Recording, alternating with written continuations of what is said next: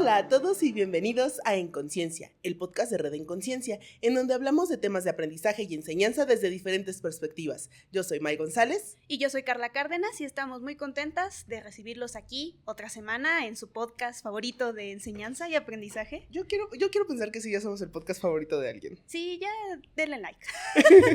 Por lo menos un par de personas en la oficina aseguran que somos su podcast favorito. Sí, y hemos visto algunos comentarios bastante bonitos en YouTube, entonces queremos pensar que ya sentimos su aprecio.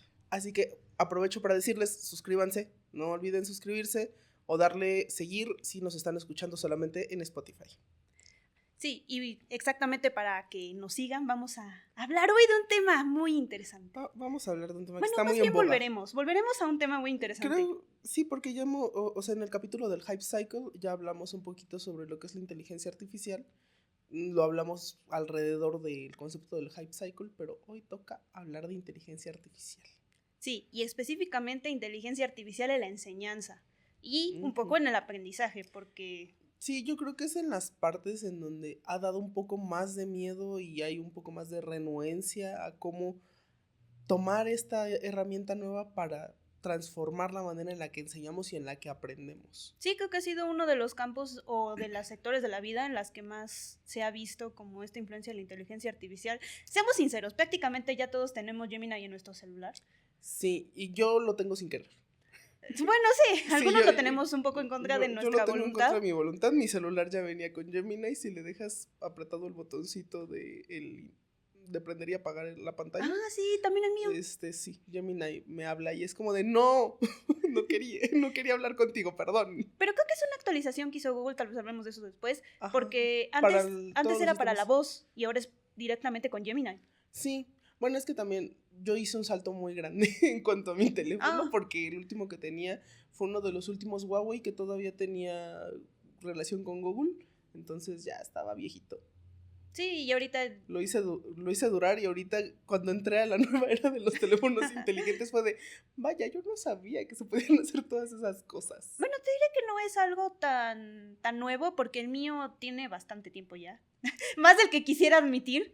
Pero pues la cuestión con esto es que sí funciona Gemini directamente. O sea, ya ni siquiera le tengo que pedir así como de, quiero que Gemini me conteste. No, me contesta en automático. Eso también es un poquito preocupante, pero ahorita hablamos sobre esas cosas porque son cosas relevantes al respecto del uso de las inteligencias artificiales. Sí, pero pues bueno, como ya es costumbre en este podcast, primero y antes que nada, May, vamos un poco con el contexto. ¿Cómo es que la inteligencia artificial se ha visto en el aprendizaje y en la enseñanza? ¿Cómo se ha inmiscuido en este campo?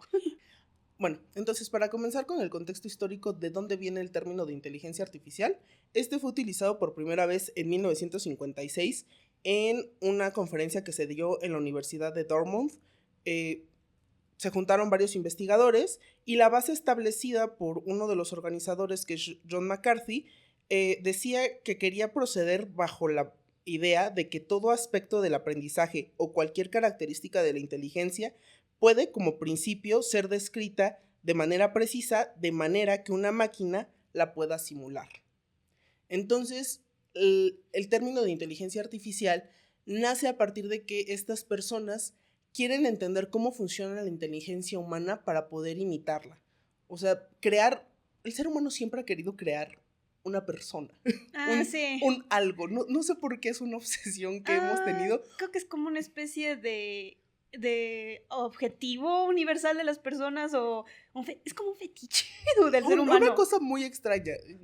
Tengo mis opiniones al respecto de por qué quieren tan desesperadamente los hombres crear vida aparte, pero bueno, eso se cuece aparte. El punto es que en esta conferencia fue la primera vez que se empieza a hablar ya sobre inteligencia artificial y pues bueno, ya para 1958 tenemos el primer algoritmo en donde ya se empieza a ver una red neuronal artificial. ¿Qué es esto? Pues básicamente es un algoritmo que empieza a crear estas conexiones para tomar decisiones en cuanto a la clasificación de subconjuntos. Sí, entiendo que la idea de las redes neuronales es que funcionen exactamente como las neuronas y las dendritas, creen conexiones entre diferentes neuronas para tomar decisiones con base en patrones. Uh-huh. Pero bueno, obviamente al principio esto era como muy lineal, era nada más como entre... Sí, era entre A, B igual a C. Ajá. que, o sea, tiene su complejidad matemática, sí, obviamente, pero era una cuestión muy lineal en cuanto a de aquí o acá y respecto a ciertos patrones específicos que le eran programados. O sea, sí, no es como que solito fuera aprendiendo. Que eso ya lo vamos a ver después. Sí, ya ahorita. Ya ahorita eso ya está totalmente... Pero ahorita estamos hablando superado. De cosas más pero simples. Era 1958. Ya para los 60s tenemos a Adelaide, que es un elemento lineal adaptativo, es otra red neuronal artificial. Esta es un sistema adaptativo para el reconocimiento de patrones y ya empieza a utilizar feedback que le da el usuario para adaptarse de manera automática. Obviamente, insisto, de manera un tanto cuanto primitiva, porque no tiene tantas conexiones como las que pueden hacer los sistemas hoy en día, pero pues ya se empieza a ver como el inicio. En los 70s y 80s y 90s vamos a tener lo que se conoce como inviernos de inteligencia artificial. O sea, sigue habiendo desarrollo, sigue habiendo investigación, pero como que se calman. No sé si recuerdan en el capítulo del Hype Cycle que yo les decía que había periodos de tiempo en donde de plano la gente se asombraba mucho con lo que podían hacer las máquinas. Entonces empiezan a crear esta expectativa enorme y cuando el desarrollo no logra llegar a la expectativa que quiere la gente, como que se empiezan a desilusionar. Sí, hablábamos de estos ciclos de entusiasmo, desilusión, entusiasmo, desilusión. Y aquí lo malo con los periodos de desilusión es que la gente deja de meterle dinero. Sí, porque como no lo ven avanzar, dicen, no, pues ¿para qué? Ajá, o sea, no me va a resolver la vida como yo pensé que me lo iba a resolver. Entonces, pues bueno, ya tenemos que durante estas décadas hay muy poca financiación, entonces hay menos investigación y menos desarrollos al respecto. Lo que no quiere decir que los científicos dejen de estudiarlo en sí.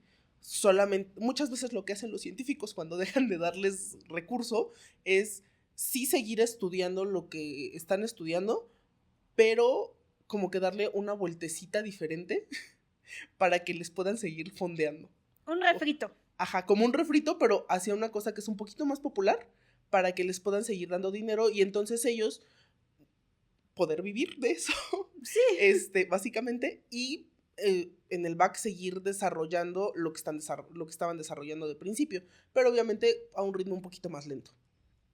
Entonces ya en los 90s, en el 97 vamos a tener el Deep Blue. ¿Qué es esta cosa? Es el primer sistema informático que logra vencer al campeón mundial de ajedrez. Entonces, aquí ya estamos hablando de un sistema que puede predecir patrones lo suficientemente bien para ganarle a un humano en un juego como es el ajedrez. El ajedrez sabemos que repite muchos patrones, hay muchas jugadas y entonces aquí es de poder adelantarte a la otra persona para poder ganarle de acuerdo a los patrones que tú ves que está utilizando. Entonces aquí la máquina logra adelantarse lo suficiente para ganarle al campeón de ajedrez en ese momento. Ya, ahí ya estamos hablando de... Sí, de cosas mayores. Ajá, de cosas mayores, o sea, el reconocimiento de patrones ya estaba más acá. ¿Qué digo? Esa es una cuestión como, a lo mejor, nada más apantalladora en cuanto a, no, pues es que ya le ganó un ser humano. Pero pues concentrémonos en qué significa eso para el desarrollo de la tecnología, más allá de lo sorprendente que puede ser. La tecnología detrás del Deep Blue lo que permite es hacer que las supercomputadoras realicen cálculos todavía más complejos y empiecen a poder identificar patrones en bases de datos más grandes. Entonces, sí, el ajedrez requiere de memorizar muchas jugadas que van como en ida y vuelta en patrones. Entonces estamos hablando de que la computadora es capaz de memorizar, hay libros de ajedrez complejos muy gruesos, los he visto. Entonces estamos hablando de una computadora que es capaz de memorizar varios de esos tomos. Y deja tú eso, o sea, ese mismo sistema se puede aplicar ya a otro cúmulo de datos para empezar a encontrar patrones en ese tipo de data más grande. Entonces ya ahí tenemos como ese avance. Y ya después, en cuanto a avances impresionantes, porque esto se va a seguir desarrollando a lo largo del tiempo y vamos a ver aplicaciones. A mí me gusta mucho remarcar lo del traductor de Google, porque sí, es que a mí no me deja de parecer fascinante, porque cuando yo empecé a usarlo, esa cosa te traducía todo de manera muy literal y muy sin sentido. Bueno, es que estamos hablando de esos años del 2010, tal vez. Más atrás, que ahorita más atrás. ¿2005? Ay, Pon tú mejor. como 2007, Ok. pongámosle. Tal vez me estoy equivocando, porque yo siento que fue como en mi secundaria, entonces te traducía todo muy literal. No te servía para hacer tu tarea de inglés, pues. No. Definitivamente no. Tenía uno que aprender a la viejita con sus tarjetitas. Pero lo que sí se ve el desarrollo de este tipo de inteligencia artificial, porque no hay que confundir con la inteligencia artificial generativa. Hay muchos tipos de inteligencia artificial. Pero este tipo de inteligencia artificial en donde ya empieza a ver patrones, empieza a entender contexto, empieza a hacer estas conexiones, entonces se empieza a ver muy marcado en que ya te da traducciones en donde está respondiendo más al contexto. Estar entendiendo desde dónde viene el usuario y le está dando una traducción más adecuada a sus necesidades. Sí, quien haya estudiado idiomas debe comprender esta necesidad porque no es lo mismo una frase en un contexto que en otro. Uh-huh. Y incluso ya te da como opciones de a lo mejor también puede ser esto. Ah, sí, recuerdo que llegó un punto en el que te decía, ok, en inglés esta palabra significa esto, pero dentro de ciertos contextos se usa así. E incluso existen neologismos que... Sí, pero bueno, ese es como una de las maneras en donde podemos ver estos avances en los sistemas de inteligencia artificial, pero en 2012 también tenemos a AlexNet, que es la primera red neuronal de aprendizaje profundo en donde empieza a haber reconocimiento de imágenes. Y es que no sé de qué manera explicarles lo impresionante que es que una máquina ya pueda reconocer cosas en imágenes. Creo que ya no suena tan impresionante Ya porque no ya ajá. estamos muy acostumbrados a ello, pero es algo de ciencia ficción, es auténtica ciencia ficción hecha realidad. Uh-huh. Y es que, o sea, empezamos con, puede reconocer a lo mejor perros, semáforos, bicicletas, pero ya después, hoy en día ya reconoce rostros. Sí, recuerdo que cuando yo era niña todavía confundía perros y gatos. Ajá. Pero ahora ya reconoce personas. Incluso puede ver rasgos faciales específicos. Uh-huh. Bueno, hace poco entré a una pequeña conferencia que tuvo mi universidad donde me decían que ya puede reconocer emociones de las personas. Sí. Eso da miedo. Sí, da un poquito de miedo, no te lo voy a negar. Y, bueno, también es que estos sistemas ya se han alimentado de tantos datos porque no leemos los términos y condiciones de lo que usamos. Yo verdaderamente cada que Google Fotos reconoce rostros y me dice, ¿quién es esta persona? Es como, ay, nada más te estoy usando porque no tengo otra cosa en donde guardar mis fotografías, pero me queda claro que estás utilizando mis fotos para entrenar a tus modelos. Todos sabemos. Bueno, no se supone que no debería, que dentro de sus términos está que no debería usar tus datos para entrenar, pero pues... Pero pues ya, ¿qué les digo? No hay otra. Y entonces ya vamos a llegar a los desarrollos más actuales, que ya en 2019 tenemos al GPT-2, que es el antecesor de lo que conocimos como ChatGPT en 2022. Sí, como su papá. Es como su papá. Y este modelo ya empieza a procesar lenguaje natural. Porque antes, pues realmente, si hacían ustedes búsquedas en Google, y tomo Google porque es como lo que todo el mundo conoce, Uh-huh. Tenías que darle como palabras clave, o sea, tenías que darle como conceptos y hacer las preguntas de una manera muy curiosa. O sea, como que no tanto hacer la pregunta tal cual, sino encontrar la manera de utilizar conceptos clave para poder encontrar lo que estabas buscando. Algo así un poquito como buscar en las fichas de la biblioteca. Sí, lo que hacía era resaltar palabras clave, conceptos importantes, conceptos relevantes, conexiones entre conceptos. Ahora ya le preguntas directamente, ¿qué es esto? Sí, o sea, como si le preguntaras a tu profesor o le preguntaras a tu mamá de, oye, ¿y esto es normal? Y ya te dice, no, sí, todo muy bien, todo excelente. Pero esto empezó a dar estas respuestas más naturales y, muy importante, a la generación de texto de manera más eficiente, imitando la calidad humana en cuanto a la escritura, empezó con el GPT-2 en 2019.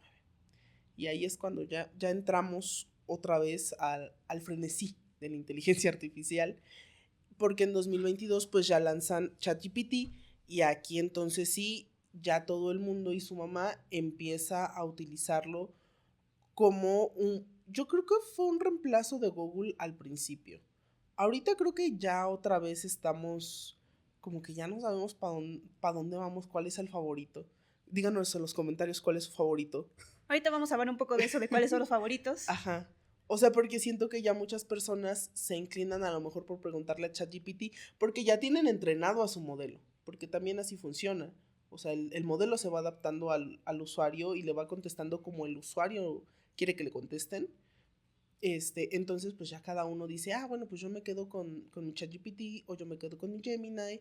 Habrá quienes utilicen a Cloud, a quienes utilicen el de Perplexity. O sea, hay ya muchos modelos en donde tú vas, haces preguntas y te contesta. O sea, el procesamiento del lenguaje natural no es una cosa menor, es una cosa muy impresionante porque la cantidad de datos con los que han sido entrenados estos modelos para poder responder a preguntas y a peticiones en donde a veces ni siquiera tú sabes exactamente qué es lo que estás pidiendo, es una cosa impresionante porque todos estos modelos funcionaban a partir de que nosotros le diéramos la información y pudiera hacer las conexiones. Entonces, ahorita estos modelos funcionan porque tienen una enorme cantidad de datos a su disposición. Todos esos términos y condiciones que aceptamos en diferentes redes sociales y en diferentes aplicaciones, se comieron nuestros datos. Sí, nunca leímos nada. Ajá, para que ChatGPT pudiera correr. Yo dejé que empresas tomaran mis datos con los cookies para que ChatGPT pudiera correr. Y no solo eso, o sea, algo que también había impedido en parte el desarrollo de estas tecnologías es que no había poder. Y por poder me refiero a poder físico para que las computadoras que llevan estos datos, que procesan estos datos, funcionaran. Y es un problema que tenemos hoy en día. O sea, uno de los grandes peros que tenemos para la inteligencia artificial es ese. O sea, las ciudades cercanas a donde se encuentran los centros de datos se están convirtiendo en lugares inhabitables por la cantidad de contaminación que están provocando estos lugares. La cantidad de agua que están consumiendo tampoco es para menos. Por eso tenemos que aprender a usarlo de manera responsable. Porque yo no les voy a mentir. O sea, lo ideal sería que no lo utilicemos, pero seamos honestos, lo vamos a seguir utilizando. Hay que aprender a utilizarlo de manera eficiente para no estarlo preguntando tonterías. Sí, por favor no le pregunten cómo se hace, no sé, un pastel de 5 personas. Eso lo pueden googlear. Eso lo pueden googlear. Pueden buscar un video en YouTube. Hay muchas cosas allá afuera para hacerlo, no necesariamente preguntarle a ChatGPT o preguntarle a Gemini. Creo que lo que sucede es que no dimensionamos la masividad de lo que es una inteligencia artificial. Ahorita lo dijimos muy sencillo, pero para quienes crecimos viendo la evolución de la inteligencia artificial como en este segundo aire que tuvo desde el principio del 2000 hasta ahorita, realmente era innovación continua, con innovación continua. Era como ver cada determinado tiempo la nueva tecnología que cambiaría el mundo y nos acostumbramos a ella. Pero nada más de pensar que pasamos de un modelo que podía hacer A más B es igual a C a prácticamente tener un cerebro dentro de una red de cerebros. Sí, piensa, no como una persona, no hemos llegado a eso todavía, pero prácticamente sí razona como lo razonaría una persona sin tener ese complejo razonamiento humano, pero sí, es lo que tenemos ahora. Prácticamente tenemos un cerebro que piensa todo lo que nosotros tal vez podríamos pensar de manera calculada. Sí, y que a lo mejor nos costaría un poquito más de trabajo llegar a esas conclusiones, porque, o sea, seamos honestos, hoy en día la inteligencia artificial ya no nada más la estamos utilizando como otro buscador, la estamos utilizando como una fuente de conocimiento. Sí, y exactamente a eso vamos con todo esto. Se está usando tanto como una fuente de conocimiento que dentro de la enseñanza y el aprendizaje prácticamente se ha vuelto algo del día a día. Y dentro de los próximos años se va a volver un indispensable. Ya no se va a tratar de, ¿usas ChatGPT? ¿Sabes usarlo? No, tienes que saber usarlo. Va a ser como usar Google o como usar la paquetería de Office. Va a ser prácticamente una obligación. Y exactamente a eso vamos con todo esto. Para quienes se preguntan ¿en qué grado se usa estas inteligencias artificiales, sobre todo por parte de los alumnos? Los maestros todavía están tal vez un poco más rezagados por cuestiones generacionales, por cuestiones académicas. Y por cuestiones del sistema, o sea, finalmente la educación, ese es uno de los grandes problemas que tienen los sistemas educativos a lo largo del mundo, que no han logrado estarse reformando y cambiando junto con los avances de la tecnología. Sí, avanzan más rápido, más lento de lo que deberían. Ujú. El mundo avanza demasiado rápido, pero empecemos con cifras. En una encuesta realizada a principios de este año, por parte de la Digital Education Council, que es parte de una asociación del TEC de Monterrey, que está asociada con el TEC de Monterrey, registran que al menos el 92% de los alumnos encuestados usan una IA. ¿Entendible? Ajá. Eso a nivel aquí en el país de México. Uh-huh. Hay algunos países donde al menos en la educación superior ronda el 86%. Uy. Pero estamos hablando de cosas como Estados Unidos o China, donde ya... Ay, mira, yo ya son cosas mayores. De los investigadores estadounidenses, la verdad, no espero demasiado. Pero esas son vallas que tengo yo.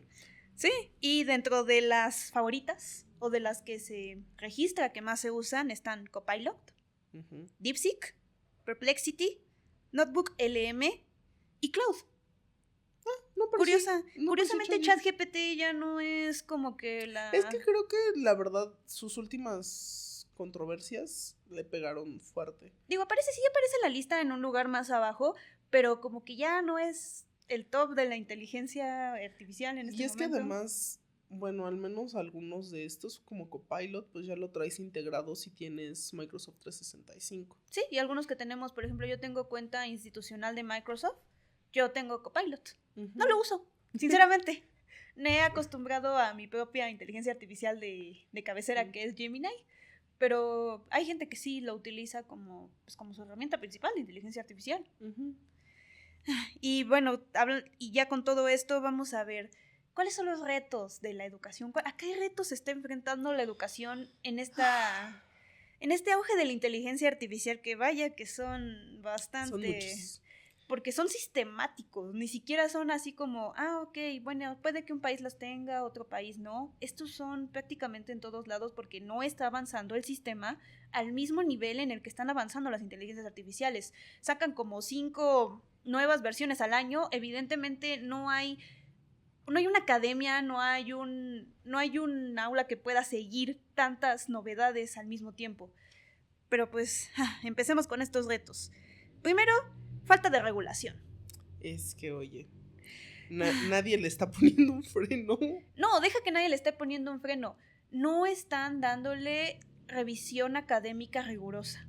No hay una institución que esté diciendo, ok, Gemini, quiero que me presentes las respuestas que das a estas preguntas de índole académica.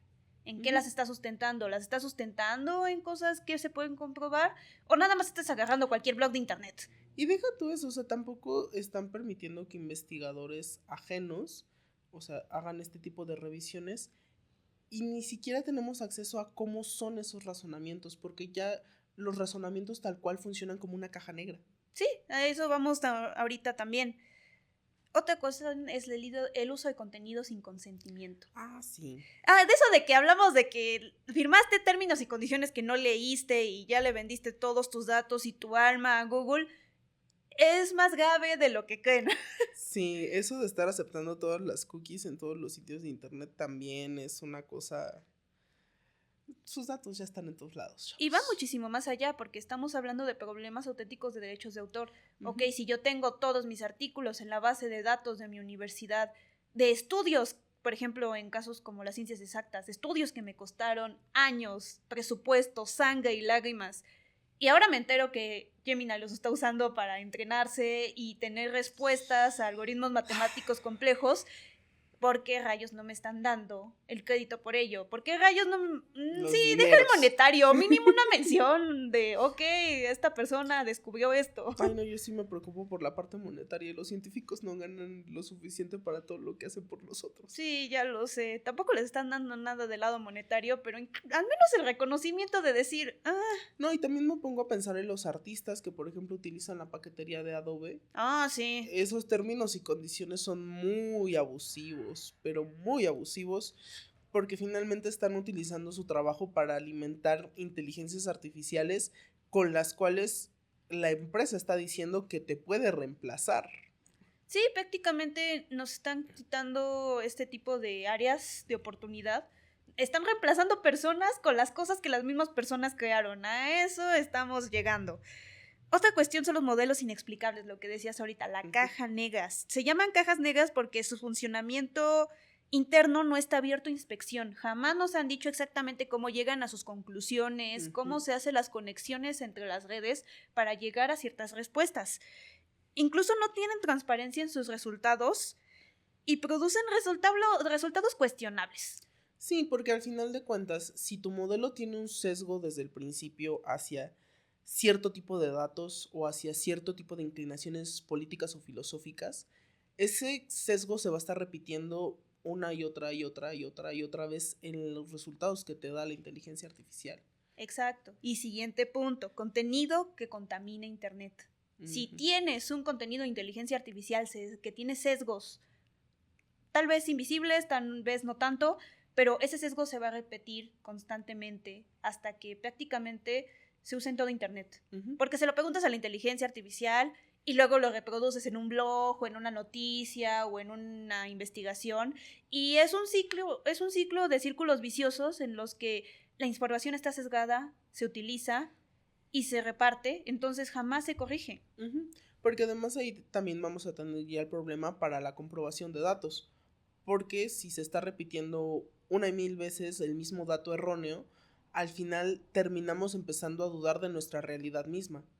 ¿Qué dices? Pero si ya está repetido en otros 100 blogs de internet, entonces... ¿Quién me comprueba que no es verdad? Ajá. Y esto puede pasar en datos exactos, datos objetivos, pero es más grave en datos subjetivos, porque también reduce la diversidad de opiniones. Si tenemos una opinión que es como en la mayoría, o que usa la mayoría, o que, bueno, no quiero usar la palabra hegemonía porque no me gusta, pero sí, prácticamente discrimina discursos alternativos, o los segrega. Entonces, estamos hablando de que va a llegar un punto en el que la mayoría de los blogs van a tener la misma opinión, entonces la mayoría de las personas van a reproducir la misma opinión, y esas pequeñas opiniones diversas, tengan la calidad que tengan la comprobación que tengan, van a empezar a desaparecer. Además, tengan en cuenta que como estamos enfrentándonos a una tecnología que está controlada por muy pocas empresas que no están teniendo una transparencia adecuada y que están teniendo el control de los algoritmos que dan las respuestas, sí se dan cuenta para dónde voy. Sí, exacto. Siguiente punto, empeora la pobreza digital. ¿Qué es la pobreza digital? Es esta brecha nueva que se ha dado en la que muy pocos países, muy pocas empresas, prácticamente multinacionales, multimillonarias, son las que tienen el control sobre las inteligencias artificiales porque son las únicas que pueden desarrollar o que pueden solventar los avances tecnológicos suficientes para desarrollar inteligencias artificiales funcionales y complejas. Entonces estamos hablando de que se rezagan. Y no solo hablamos de personas en el contexto de, ok, no tienes educación en inteligencia artificial, entonces te quedas atrás, tal vez en el campo laboral, tal vez en el campo académico. No, estamos hablando de naciones enteras que no tienen la capacidad económica para desarrollar empresas que desarrollen inteligencias artificiales complejas.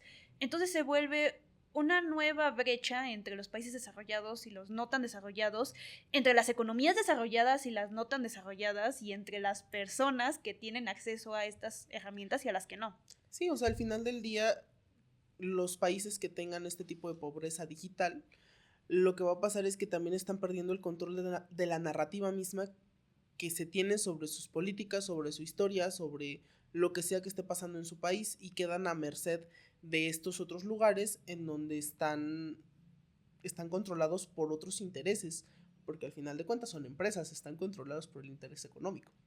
Sí, y estamos hablando de cosas mayores cuando pensamos en, por ejemplo, potencias como Estados Unidos, que tiene sus propias ideas, que no siempre están en conformidad con las ideas del resto del... Ya ni siquiera hablemos del resto del mundo, con el resto del continente.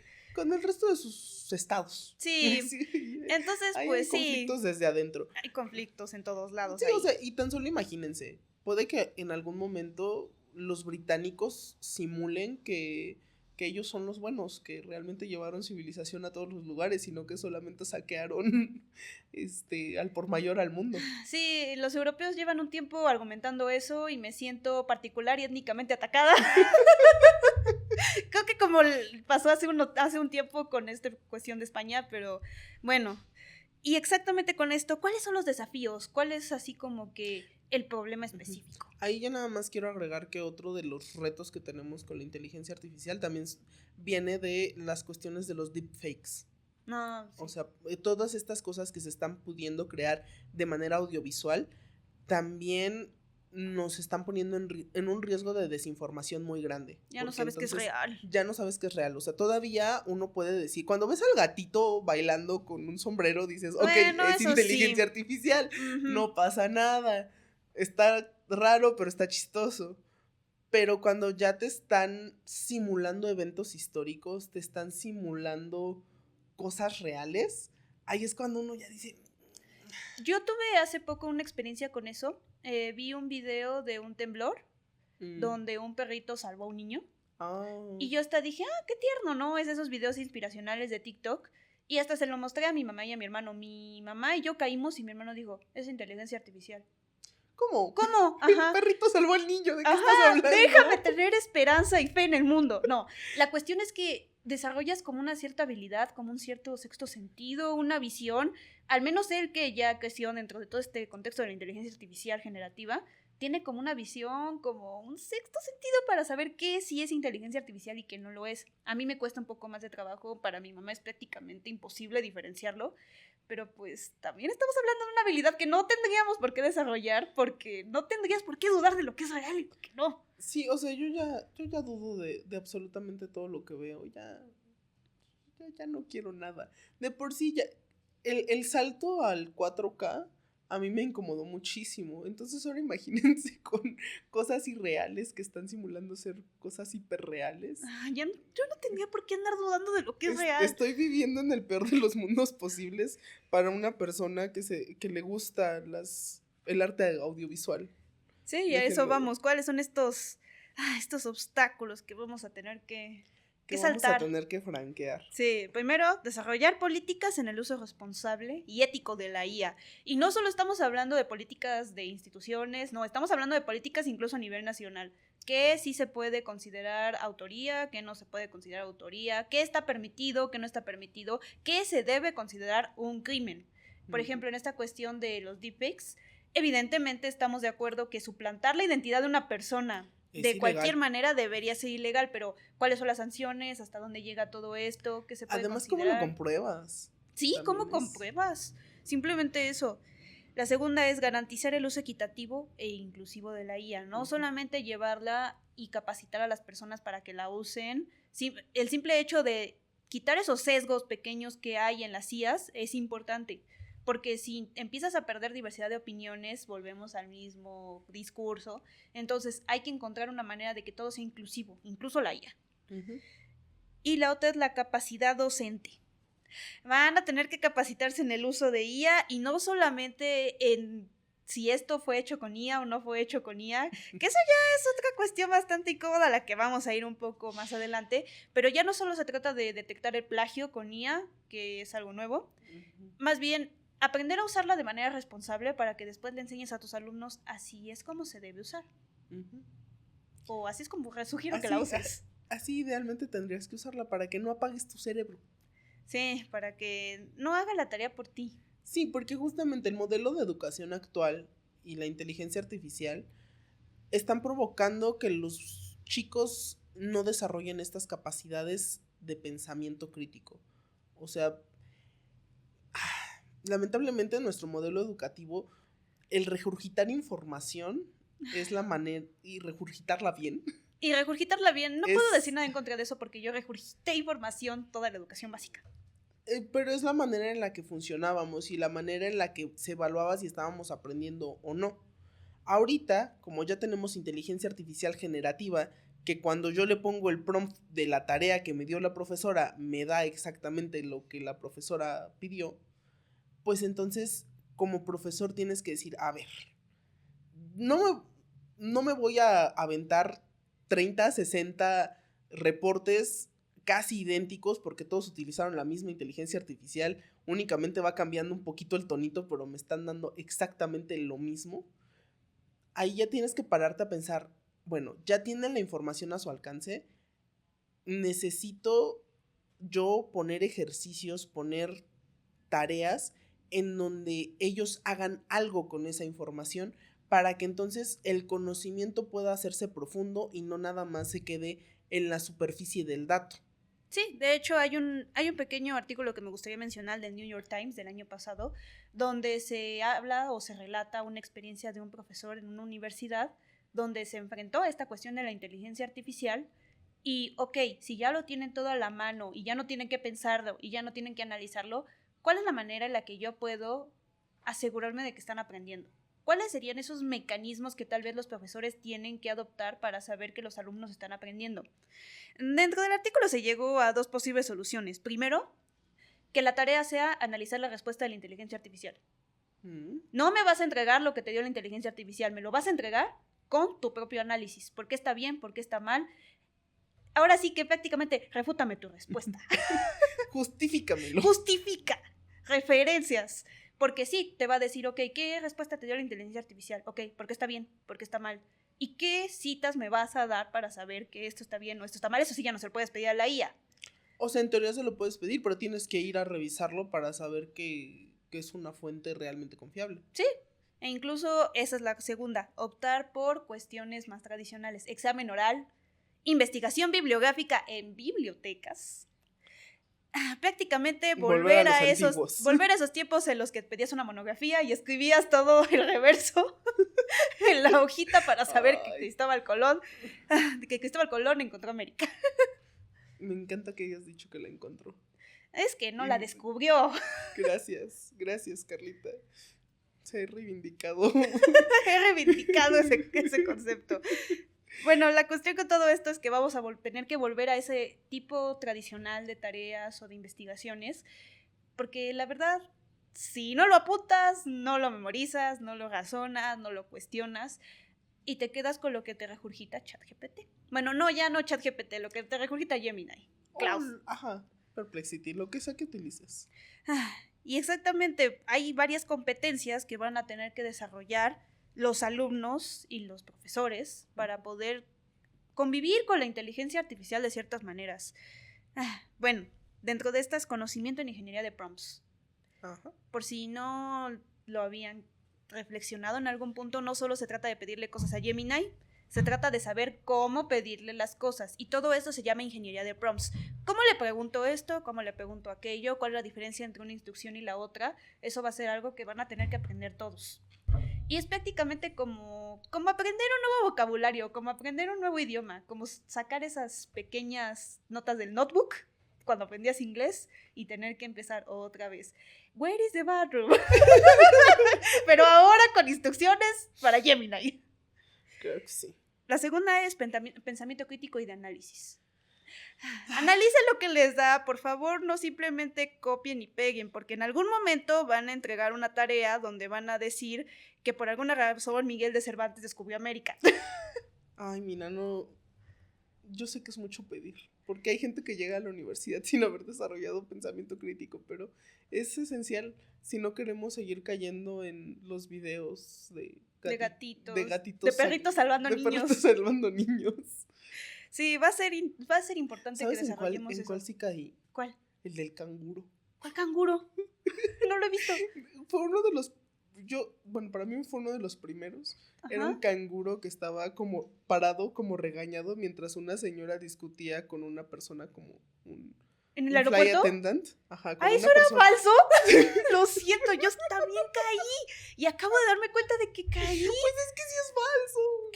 Algo que era su animal de inteligencia, de apoyo emocional Pues o claro que algo no así. es un canguro. Ya sé que es un canguro, pero pues la gente hace cosas muy extrañas en esta vida.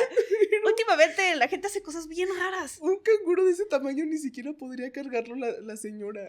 Ay, caí redondita y me estoy sintiendo mal. Ya caí en dos. Es Bueno, que son ya. los animalitos. La culpa es de los animalitos. Pero, ¿ves? Por eso uno tiene que desarrollar un pensamiento y ojo crítico. Bueno, es que sí he visto personas cargar canguros. Pues mira, yo nada más digo que el canguro se veía demasiado regañado y demasiado consternado como para ser real. Pero es que siempre se ven regañados. No, fíjate que yo siempre los veo. Bueno, ya. Bueno, ya no Volvamos al ahondemos en punto. ello. Otra cuestión va a ser exactamente adaptabilidad a los cambios constantes. Si ya viste que el canguro no es real y ya te mandaron muchas que ves que no son reales, tienes que empezar a desarrollar un sexto sentido para ver que sí es real, que no. Y esto va a cambiar cada determinados meses porque la inteligencia artificial va a evolucionar cada determinado tiempo. Entonces vas a tener que adaptarte constantemente a esas mejoras. Sí, que creo que por lo menos ya generaciones más nuevas están como más abiertas a estarse adaptando a los cambios tecnológicos. Un poquito para nosotros los viejitos, los profesores ya más grandes, nos cuesta trabajo empezar a adoptar estas cosas porque tú dices, oye, me tardó 2-3 semanas por muy poco, o me tardé meses en armar este plan de estudios bajo estas suposiciones y me estás diciendo que ahorita tengo que cambiar toda la manera en la que voy a evaluar.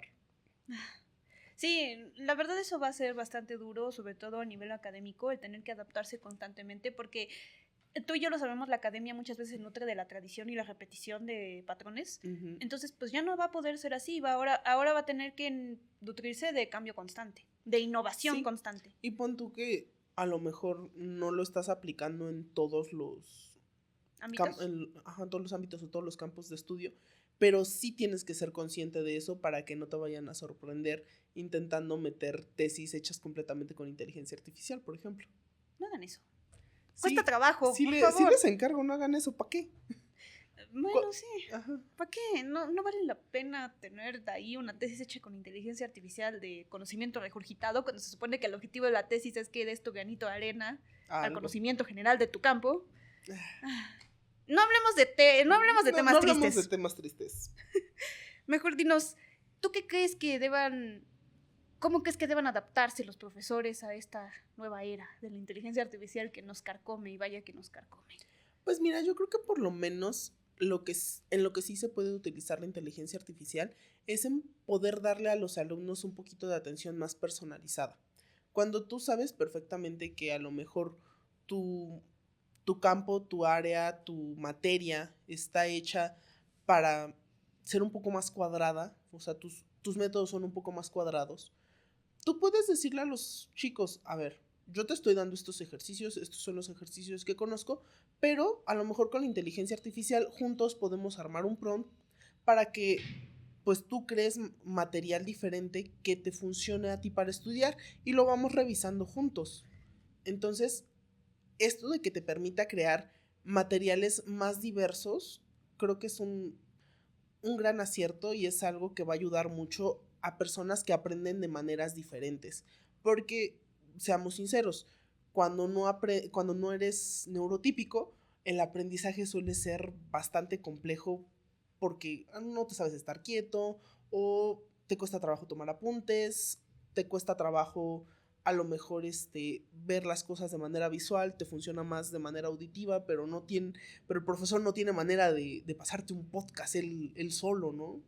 Entonces, pues ya con la inteligencia artificial puedes empezar a generar estos materiales para estudiar para que cada uno de los alumnos pueda hacerlo por su cuenta de manera más personalizada y tú ya nada más no nada más, y tú puedas dar un acompañamiento, que sí es complicado, pero a lo mejor es más fácil ir validando lo que ellos van creando a tú tener que estar creando algo para cada uno de ellos. Sí, sobre todo que prácticamente lo que dices es no hay que huirle, hay que adaptarse, hay que adoptarlo. Uh-huh.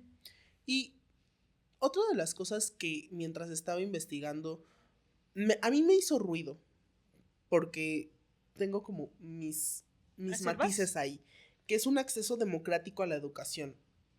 Ahí vemos, porque es un hecho que hay lugares en donde no llega ni siquiera la luz. Sí. Entonces, sí puede que sea un acceso más democrático a la educación porque ya más personas pueden acceder a este conocimiento de manera más general, o sea, no es necesario a lo mejor que paguen un curso, que paguen clases especiales para tal o tal cosa, pero sí tenemos que entender que a lo mejor va a ampliar un poco más la brecha entre las personas que viven en zonas muy cerradas y personas que viven en lugares con más acceso a la tecnología. Sí, volvemos a la cuestión de la pobreza digital. Ya no nada más es tienes luz, tienes internet, no. Ahora, ¿sabes usar inteligencia artificial? Volvemos a eso y es como una nueva brecha, un nuevo obstáculo, una nueva desigualdad sistemática que la verdad a mí me da miedo. Sí me da un poquito de miedo, pero pues supongo que las repercusiones de eso lo vamos a estar viendo dentro de algunos años. Y también nos da nuevas formas de evaluar, justo como mencionabas, o sea, yo ya no nada más es voy a leer los resúmenes, a lo mejor ahora ya no es solamente que voy a leer toda la información igual que me están dando, sino que voy a ver cómo está funcionando el razonamiento de mis chicos. Y entonces ya voy a poder guiarlos hacia tener un pensamiento crítico, hacia tener un mejor análisis de las cosas y hacia que ellos creen cosas y se despierten curiosidades que a lo mejor no se habrían despertado porque pues una investigación más extensa costaba un poquito más de tiempo, que cuando se lo pides a la inteligencia artificial te da el resumen y entonces a partir de eso pues ya puedes empezar a trabajar en, ahora sí vamos a hacer ingeniería inversa, chicos. Sí. ¿Cómo llegamos a estas conclusiones? Exactamente, y de hecho esto está tan avanzado ya hasta cierto punto que la UNESCO lanzó un marco de competencias para estudiantes en materias de inteligencia artificial. ¿Qué dice? Que es como un pequeño manual que dice que ahora la educación debe ir por modelos o por modelos de niveles de progresión. ¿Qué significa esto en el castellano? Por favor. Significa que se divide como en 3 etapas para que los alumnos aprendan: comprender, aplicar y crear. Comprender es toda esta cuestión de cómo funciona la IA. Le vas a enseñar a los alumnos qué es el deep learning, qué son las redes neuronales, qué es la inteligencia artificial en sí y cómo funciona a grandes rasgos para que entiendan de dónde vienen estas respuestas y que no nacen de la nada, no es generación espontánea. Y ¿sabes qué? Si lo entienden me alegraría mucho porque así no van a hacerle preguntas babosas que están consumiendo energía. Sí, también tienen que enseñarles eso, las repercusiones sostenibles y ecológicas de la IA. La segunda es aplicar. Ok, ya entendiste cómo funciona, ahora sí vas a usar el software y le vas a empezar a dar algunas instrucciones de manera estructurada y ética, sobre todo. Vas a experimentar un poco con ella, vamos a ver cómo funciona. Y la última es crear, que es ingeniar soluciones novedosas usando inteligencia artificial sin necesariamente hacer todo este proceso de, ok, le voy a preguntar, por ejemplo, ¿cuál sería una solución para el problema de la segregación de los espacios en aulas virtuales? Algo así. Evidentemente te va a dar una respuesta, pero no vas a quedarte con ella. Vas a empezar a decir, ok, esto me dijo esta herramienta, esto me dijo la otra, cuál es el razonamiento interno que tienen y qué puedo tomar de cada una para armar como un sistema conjunto donde yo llegue a soluciones de manera más rápida o que me ayude a tener soluciones de manera más rápida. Prácticamente lo que vas a hacer es volverte como un pequeño científico de la ingeniería de prompts para decir esto sí, esto no. Voy a crear un prompt por mi cuenta viendo los patrones para llegar a conclusiones más específicas. Que sí, es prácticamente enseñarles todo este camino de innovar en la IA y no solamente preguntarle ¿cómo se hace un pastel para 5 personas? Por favor. Uso muchos ejemplos, pero es que yo lo hice.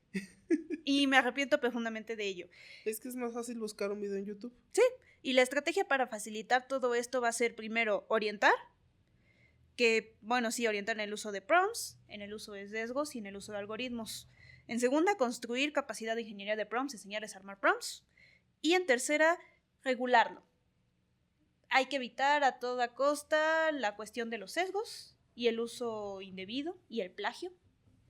Por favor. Por favor. Entonces es un camino larguísimo. El manual de la UNESCO tiene como 50 páginas y aún así siento que se queda corto. Describe prácticamente un nuevo sistema de enseñanza con sus propias evaluaciones y sus propias etapas. Quisiera ver que alguien en la SEP lo viera e intentara adaptarlo, pero es muy complejo. Muy complejo. E insisto, o sea, la educación ya es algo que viene arrastrando muchas cosas, entonces creo que ahorita el avance tecnológico solo está dejando más en evidencia lo profundamente necesario que es que la educación cambie, o sea, que la manera en la que aprendemos y enseñamos a las personas tenga un cambio. Pero también creo que algo que deja en evidencia es necesario que nosotros como seres humanos que ya no estamos en una escuela, sigamos con el interés de aprender. Sí, sobre todo llega un punto de la vida en el que ya no es necesario, ya no es obligatorio que aprendas, es necesario. Uh-huh. Entonces sí, intenten explorarlas, aunque ya no hayan llegado a esa parte en la que ChatGPT era la novedad, pues échese un clavado y vea lo que puede hacer. Y también con las demás inteligencias, y aprendan conceptos básicos, qué es deep learning, qué es un procesamiento de lenguaje, qué es una red neuronal profunda, para que al menos tengan idea de lo que están hablando, entiendan el contexto detrás de todo lo que se requiere para que una inteligencia artificial funcione, uh-huh. Y entonces no le pregunten de manera irresponsable cómo se hace un pastel para 5 personas. O cómo va a estar el clima hoy. Pueden googlearlo. Sí, creo que eso todavía lo googleo. Porque, bueno, sí, no había pensado en preguntárselo a Gemini y no lo haré. Por favor, no lo hagan. Pero sí, conocer más sobre estas herramientas nos deja que nos apantallen menos, que las utilicemos mejor. Y creo que eso es con lo que podemos irnos el día de hoy. Hay que seguirnos adaptando. Sí, esa será la nota positiva con la que queremos terminar el día de hoy. Uh-huh. Hay que seguir aprendiendo, no hay que... Ahí sí, los invito a no caer en ese mito de que vamos a ser todos reemplazados por la inteligencia artificial y que ya no vale la pena estudiar y esa clase de cosas. No, sigue valiendo la pena estudiar, sigue valiendo la pena aprender cosas, mantenernos curiosos, mantenernos humanos sigue siendo muy, muy importante. Yo creo que más ahora que nunca. Y pues bueno, Carlita, si no quieres agregar nada más, creo que por hoy hemos terminado. Sí, creo que terminamos una nota bastante positiva. Bueno, lo intentamos. Pues no, yo siento que sí es una nota positiva, es una nota, yo creo, un poco más optimista de lo que yo pensé que íbamos a llegar en el episodio de hoy. Y es una nota en donde, pues eso, los invitamos a seguir creciendo. Y pues bueno, si llegaron hasta aquí, muchísimas gracias. Recuerden que pueden seguirnos en redes sociales. Estamos en Instagram como @red_en_conciencia, en TikTok como @en_conciencia. Estamos en Facebook como Red en Conciencia y nuestra página de internet es enconciencia.red. Ahí tenemos varios cursos sobre uso de inteligencia artificial para diferentes etapas de la vida. Entonces, varios de ellos van a estar aquí abajito en la descripción en YouTube y probablemente también en Spotify, para que entonces ustedes puedan checarlos si alguno de ellos les interesa para aprender a hacer prompts para creación de contenido o para empezar a utilizar inteligencia artificial en sus equipos. Los invitamos a que los chequen las fechas para ver si hay alguno próximo. Y pues bueno, si nos están viendo en YouTube, no olviden suscribirse. Si nos están escuchando en Spotify, no olviden darle seguir para que cada semana puedan ver el nuevo episodio. Nos vemos la siguiente semana. Hasta la siguiente semana. Bye.